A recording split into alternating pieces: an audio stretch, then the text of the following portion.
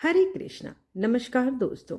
आज कार्तिक मास के 11वें दिन और आज है बृहस्पतिवार का दिन। तो आइए आज के दिन हम रसपान करें बृहस्पतिवार व्रत कथा की संपूर्ण कथाएं। स्वागत है आपका जीवन अमृत चैनल पर। आज हम सुनने जा रहे हैं बृहस्पतिवार व्रत की पावन कथा। यह व्रत भगवान विष्णु और बृहस्पति देव को समर्पित है। जो भी श्रद्धा और विश्वास से इस व्रत का पालन करता है उसके जीवन में सुख, शांति और समृद्धि का वास सदैव रहता है।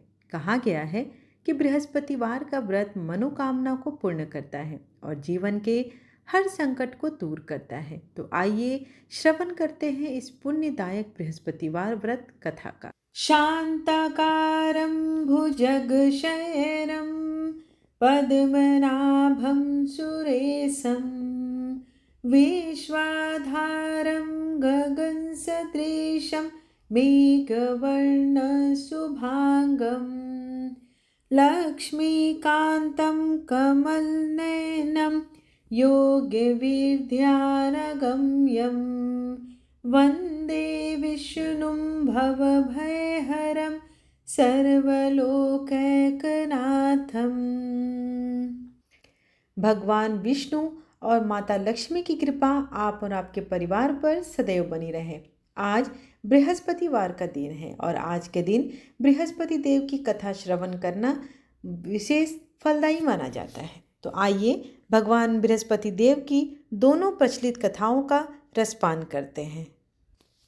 एक राजा था, वह बहुत ही दानी था। वह नित्य गरीबों और ब्राह्मणों की सहायता किया करता था। यह बात उसकी रानी को अच्छी नहीं लगती थी। वह न तो गरीबों को दान देती, न ही भगवान का पूजन करती थी और राजा को भी दान देने से मना किया करती थी। एक दिन राजा शिकार खेलने वन को गए हुए थे, तो रानी महल में अकेली थी। उसी समय बृहस्पति देव साधु का वेश बदलकर राजा के महल में भिक्षा मांगने आए और रानी से भिक्षा मांगी। तब रानी ने भिक्षा देने से इनकार किया और कहा, हे साधु महाराज, मैं तो इस दान पुण्य से तंग आ गई हूँ। मेरा पति सारा धन लुटाते रहते हैं। मेरी इच्छा है कि हमारा सब धन नष्ट हो जाए, ताकि मैं फिर ना रहेगी बांस ना बजेगी बांसुरी। साधु ने कहा, देवी तुम तो बड़ी विचित्र हो। धन संतान तो सभी चाहते हैं, पुत्र और लक्ष्मी तो पापी के घर भी होने चाहिए। यदि तुम्हारे पास अधिक धन है तो भूखों को भोजन दो, प्यासों के लिए प्याव बनवाओ, मुसाफिरों के लिए धर्मशालाएं खुलवाओ। जो निर्धन अपनी कुंवारी कन्याओं का विवाह नहीं कर सकते उनका विवाह करा दो। ऐसे और कई काम हैं जिनको करने से तुम्हारा यश लोक परलोक में फैलेगा। परंतु रानी पर साधु के उपदेश का कोई प्रभाव न पड़ा। वह बोली, महाराज आप मुझे कुछ ना समझाएं। मैं ऐसा धन नहीं चाहती जिसे मैं हर किसी को बांटती चलूं। साधु ने उत्तर दिया, यदि तुम्हारी ऐसी इच्छा है तो तथास्तु। तुम ऐसा करना कि बृहस्पतिवार को घर लीपकर पीली मिट्टी से अपना सिर धोकर स्नान करना, भट्टी चढ़ाकर कपड़े धोना। ऐसा करने से आपका सारा धन नष्ट हो जाएगा। इतना कहकर वह साधु महाराज वहां से आलोप हो गए। साधु के अनुसार कई बातों को पूरा करते हुए रानी को केवल 3 बृहस्पतिवार ही बीते थे कि उसकी समस्त धन संपत्ति नष्ट हो गई। भोजन के लिए राजा का परिवार तरसने लगा। तब एक दिन राजा ने रानी से बोला कि हे रानी, तुम यहीं रहो, मैं दूसरे देश को जाता हूँ, क्योंकि यहाँ पर सभी लोग मुझे जानते हैं, इसलिए मैं कोई छोटा कार्य नहीं कर सकता। ऐसा कहकर राजा प्रदेश चला गया। वहाँ वह जंगल से लकड़ी काट कर लाता और शहर में बेचता। इस तरह वह अपना जीवन व्यतीत करने लगा। इधर राजा के परदेश जाते ही रानी और दासी दुखी रहने लगी। एक बार जब रानी और दासी को 7 दिन तक बिना भोजन के रहना पड़ा, तो रानी ने अपनी दासी से कहा, हे दासी, पास के नगर में मेरी बहन रहती है, वह बड़ी धनवान है, तो उसके पास जा और कुछ ले आ, ताकि थोड़ी बहुत गुजर बसर हो जाएगी। दासी रानी के बहन के पास गई। उस दिन गुरुवार था और रानी की बहन उस समय बृहस्पतिवार व्रत की कथा सुन रही थी। दासी ने रानी की बहन को अपनी रानी का संदेश दिया, लेकिन रानी की बड़ी बहन ने कोई उत्तर नहीं दिया। जब दासी को रानी की बहन से कोई उत्तर नहीं मिला तो वह बहुत दुखी हुई और उसे क्रोध भी आया। दासी ने वापस आकर रानी को सारी बात बता दी। सुनकर रानी ने अपने भाग्य को कोसा। उधर रानी की बहन ने सोचा कि मेरी बहन की दासी आई थी, परंतु मैं उससे नहीं बोली, इससे वह बहुत दुखी हुई होगी।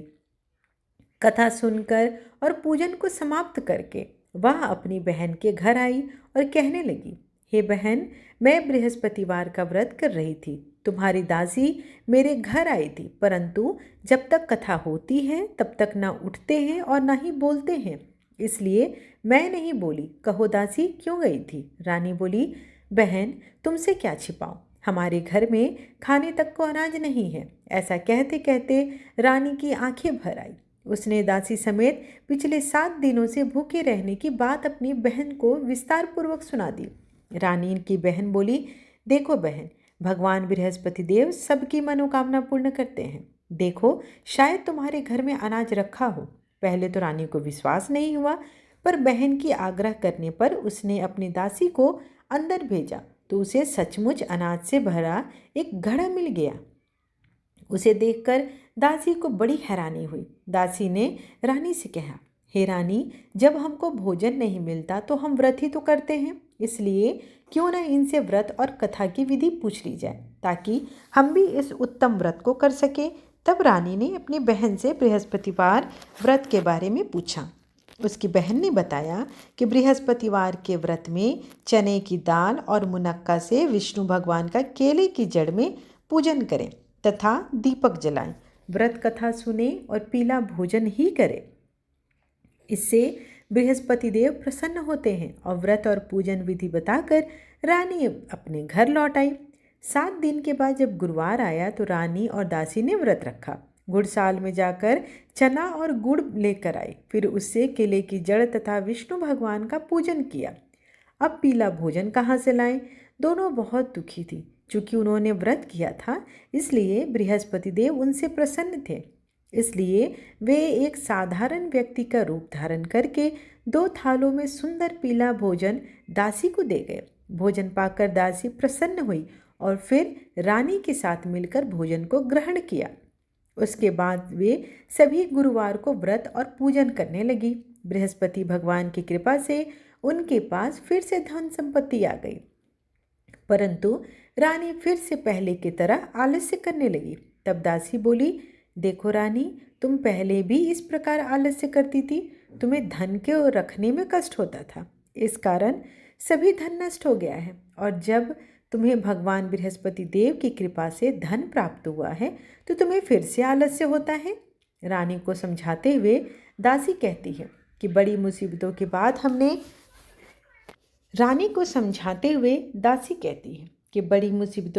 हमने यह धन पाया है, इसलिए हमें दान पुण्य करना चाहिए, भूखे मनुष्यों को भोजन कराना चाहिए और धन को शुभ कार्यों में खर्च करना चाहिए, जिससे तुम्हारे कुल का यश बढ़ेगा, स्वर्ग की प्राप्ति होगी और पितृलोक भी प्रसन्न होंगे। दासी की बात मानकर रानी अपना धन शुभ कार्यों में खर्च करने लगी, जिससे पूरे नगर में उसका यश फैलने लगा।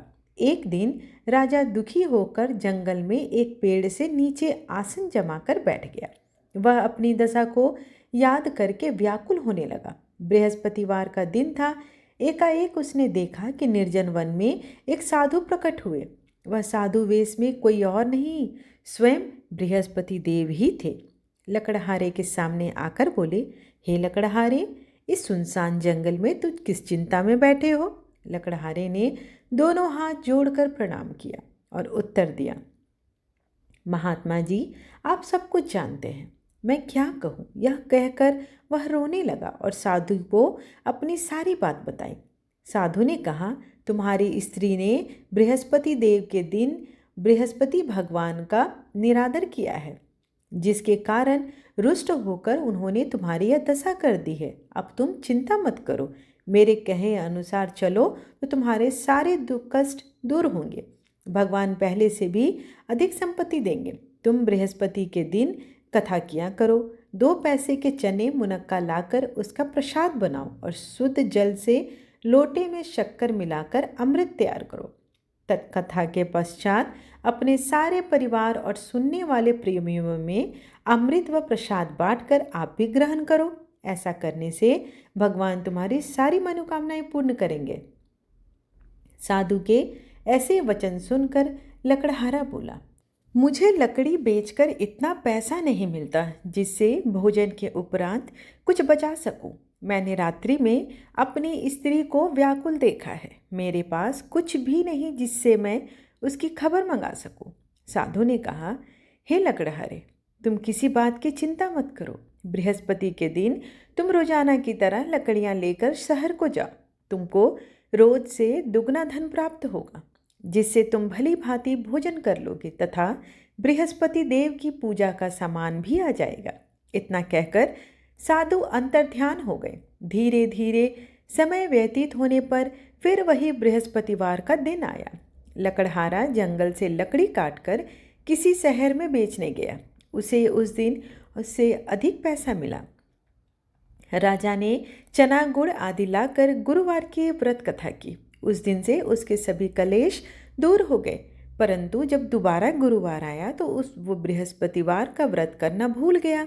इस कारण बृहस्पति भगवान नाराज हो गए। उस दिन उस नगर के राजा ने विशाल यज्ञ का आयोजन किया तथा शहर में घोषणा करा दी कि कोई भी मनुष्य अपने घर भोजन न बनावे, मेरे यहाँ भोजन करने आवे। इस आज्ञा को जो नहीं मानेगा उसे फांसी की सजा दी जाएगी। इस तरह की घोषणा संपूर्ण नगर में करवा दी गई। राजा की आज्ञा अनुसार शहर के सभी लोग भोजन करने गए, लेकिन लकड़हारा कुछ देर से पहुंचा। इसलिए राजा उसको अपने साथ घर लेकर गए और ले जाकर भोजन करा रहे थे तो रानी की दृष्टि उस खूंटी पर पड़ी जिस पर उसका हार लटका हुआ था। वह वहां पर दिखाई नहीं दिया। रानी ने निश्चय किया कि मेरा हार इसी मनुष्य ने चुरा लिया है। उसी समय सिपाहियों को बुलाकर उसको कारागार में डलवा दिया। जब लकड़हारा कारागार में पड़ गया और बहुत दुखी होकर विचार करने लगा कि न जाने कौन से पूर्व जन्म के कर्म से मुझे यह दुख प्राप्त हुआ है, और उसी साधु को याद करने लगा जो कि जंगल में मिला था। उसी समय तत्काल बृहस्पति देव साधु के रूप में प्रकट हो गए और उसकी दशा को देखकर कहने लगे, अरे मूर्ख, तूने बृहस्पति देव की कथा नहीं करी है, इस कारण तुझे दुख प्राप्त हुआ है। अब चिंता मत कर। बृहस्पतिवार के दिन कारागार के दरवाजे पर 4 पैसे पड़े मिलेंगे। उनसे तू बृहस्पति देव की पूजा करना, तेरे सभी कष्ट दूर हो जाएंगे। बृहस्पति के दिन उसे 4 पैसे पड़े मिले। लकड़हारे ने कथा कही।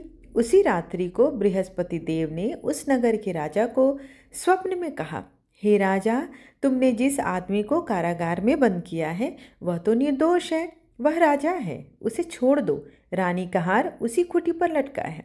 अगर तू ऐसा नहीं करेगा तो मैं तेरे राज्य को नष्ट कर दूंगा।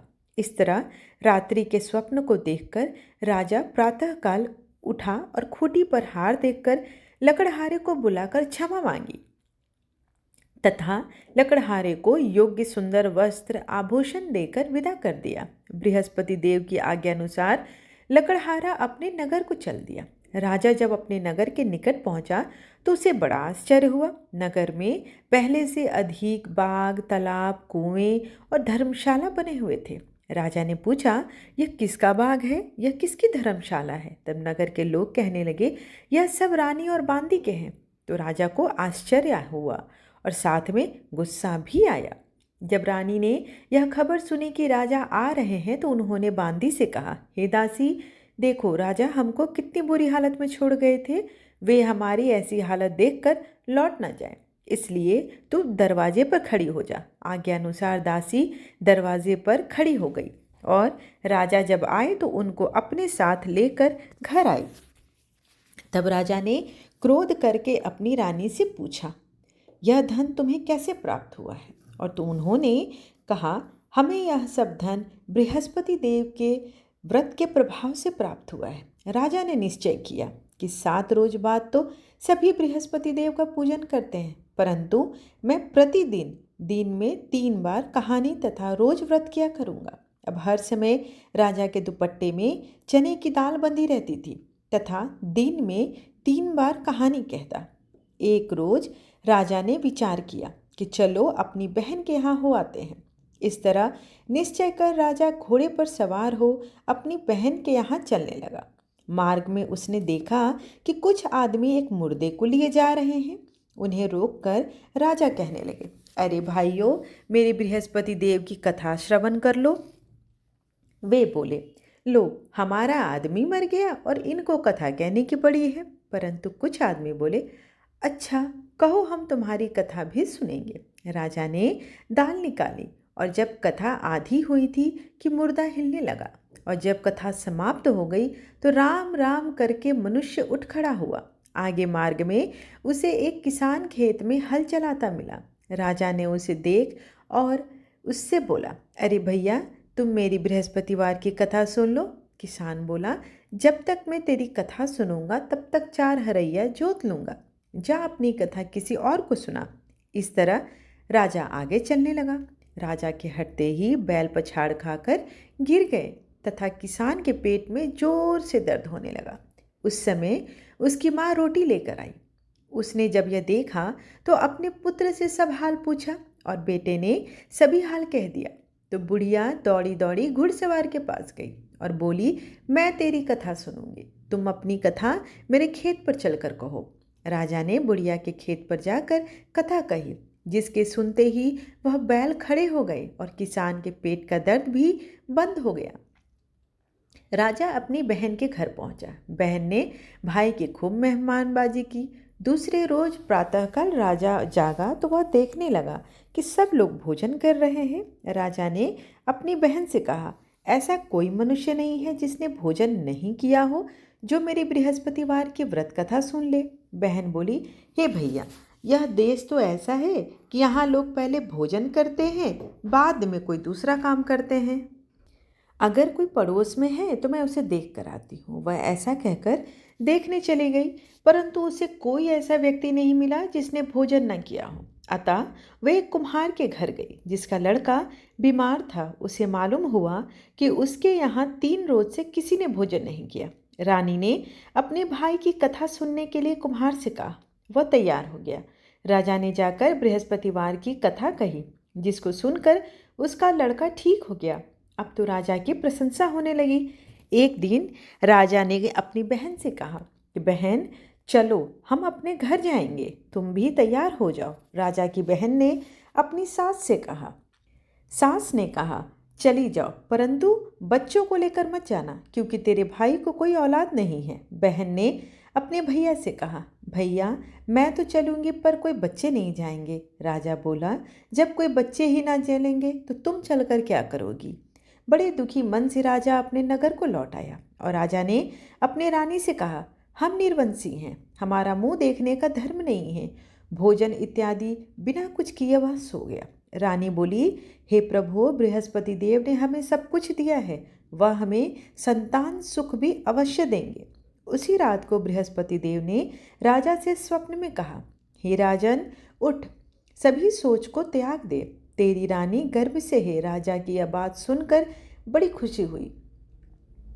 9वें महीने में उसके गर्भ से एक सुंदर पुत्र पैदा हुआ। तब राजा बोला, हे रानी, स्त्री बिना भोजन के रह सकती है पर बिना कहे नहीं। जब मेरी बहन आएगी तो तुम उसे कुछ न कहना। रानी ने सुनकर हाँ कर दिया। जब राजा की बहन आई और यह शुभ समाचार सुना तो वह बधाई लेकर आई, अपने भाई के यहाँ आई। तब रानी ने कहा, घोड़ा चढ़कर तो नहीं आई, गधा चढ़ी आई। राजा की बहन बोली, भाभी, मैं इस प्रकार नहीं कहती तो तुम्हें औलाद कैसे मिलती। बृहस्पति देव ऐसे ही हैं, जैसी जिनके मन में कामनाएं हैं सभी को पूर्ण करते हैं। जो सद्भावना पूर्वक भगवान बृहस्पतिवार का व्रत करता है एवं कथा पढ़ता है अथवा सुनाता है दूसरों को, बृहस्पति देव उसकी सभी मनोकामना पूर्ण करती हैं। भगवान बृहस्पति देव उसकी सदैव रक्षा करते हैं। संसार में जो भी मनुष्य सद्भावना से भगवान जी का पूजन और व्रत सच्चे हृदय से करते हैं तो उनकी सभी मनोकामनाएं वे पूर्ण करते हैं। जैसी सच्ची भावना से राजा और रानी ने उनकी कथा का गुणगान किया तो उनकी समस्त इच्छाएं बृहस्पति देव जी ने पूर्ण की थी। इसलिए पूर्ण कथा सुनने के बाद प्रसाद लेकर जाना चाहिए और हृदय से उनका मनन करते हुए जयकारा बोलना चाहिए। बोलो बृहस्पति देव की जय। आइए अब बृहस्पति देव की दूसरी कथा श्रवण करते हैं। प्राचीन काल में एक ब्राह्मण रहता था। वह बहुत निर्धन था।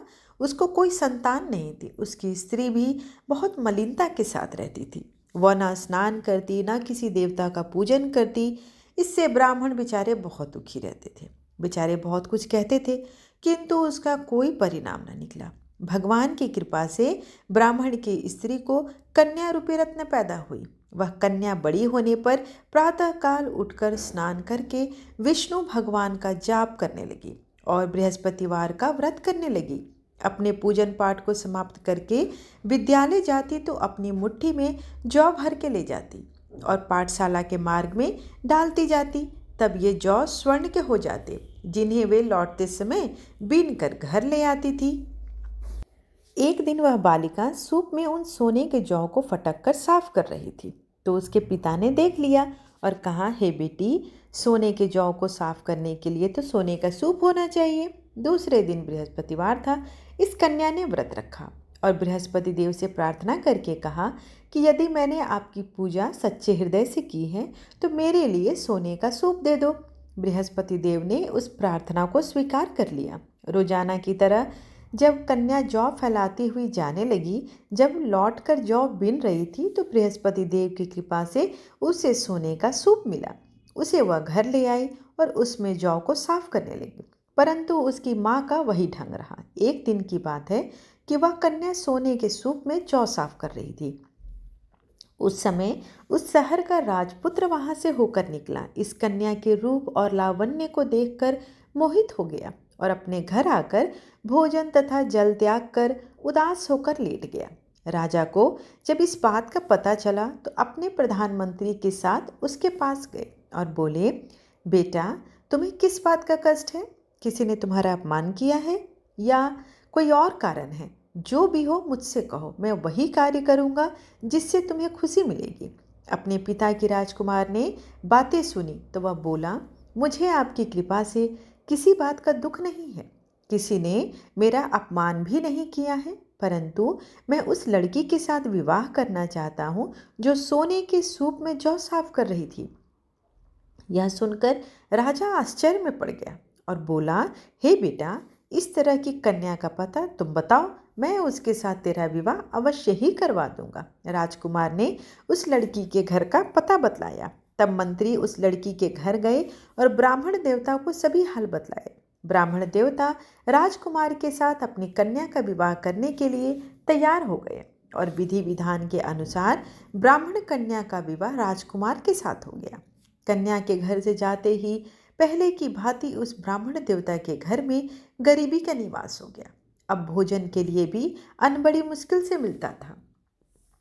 एक दिन दुखी होकर ब्राह्मण देवता अपनी पुत्री के पास गए। बेटी ने पिता की ऐसी हालत देखकर अपनी माँ का हाल पूछा। तब ब्राह्मण ने सभी हाल कहा। कन्या ने बहुत सा धन देकर अपने पिता को विदा कर दिया। इस तरह ब्राह्मण का कुछ समय सुखपूर्वक व्यतीत हुआ। कुछ दिन बाद फिर वही हाल हो गया। ब्राह्मण फिर अपनी कन्या के यहाँ गया और सारा हाल कहा तो लड़की बोली, हे पिताजी, आप माता जी को लेते आइए, मैं उन्हें विधि बता दूंगी जिससे गरीबी दूर हो जाए। वह ब्राह्मण देवता अपनी स्त्री को साथ लेकर पहुँचे तो माँ को वो समझाने लगी, हे माँ, तुम प्रातःकाल प्रथम स्नान आदि करके विष्णु भगवान का पूजन करो तो सब दरिद्रता दूर हो जाएगी। परंतु उसकी माँ ने एक भी बात नहीं मानी और प्रातःकाल उठकर अपनी पुत्री के बच्चों की जूठन को खा लिया। इससे उसकी पुत्री को भी बहुत गुस्सा आया और रात में एक कोठरी में उन्हें बंद कर दिया। अपनी माँ को उसमें बंद कर दिया और सुबह प्रातःकाल उसे निकाला तथा स्नान आदि करा के पाठ करवाया तो उसकी माँ की बुद्धि ठीक हो गई। फिर प्रत्येक बृहस्पतिवार को वह व्रत करने लगी। इस व्रत के उत्तम प्रभाव से उसके माँ बाप बहुत धनीवान हो गए और पुत्रवान हो गए और बृहस्पति जी के प्रभाव से इस लोक के सुख को भोग कर स्वर्ग को प्राप्त हुए। बोलिए बृहस्पति देव की जय। आइए बृहस्पति देव की आरती करते हैं। ओम जय बृहस्पति देवा, ओम जय बृहस्पति देवा, छिण छिण भोग लगाऊं कदली फल मेवा। ओम जय बृहस्पति देवा, तुम पूर्ण परमात्मा, तुम अंतर्यामी, जगत पिता जगदीश्वर, तुम सबके स्वामी। ओम जय बृहस्पति देवा, चरणामृत निज निर्मल, सब पातक हरता, सकल मनोरथ दायक, कृपा करो भरता। ओम जय बृहस्पति देवा, तन मन धन अर्पण कर, जो जन शरण पड़े, प्रभु प्रकट तब हो कर, आकर द्वार खड़े। ओम जय बृहस्पति देवा, दीन दयाल दयानिधि, भक्तन हितकारी, पाप दोष सब हरता, भवबंधन हारी। ओम जय बृहस्पति देवा, सकल मनोरथ दायक, सब संशय टारी, विषय विकार मिटाओ, संतन सुखकारी। ओम जय बृहस्पति देवा, जो कोई आरती तेरी प्रेम सहित गावे, ज्येष्ठानंद आनंद कर, निश्चय फल पावे। ओम जय बृहस्पति देवा। सब बोलो विष्णु भगवान की जय, बोलो बृहस्पति देव की जय।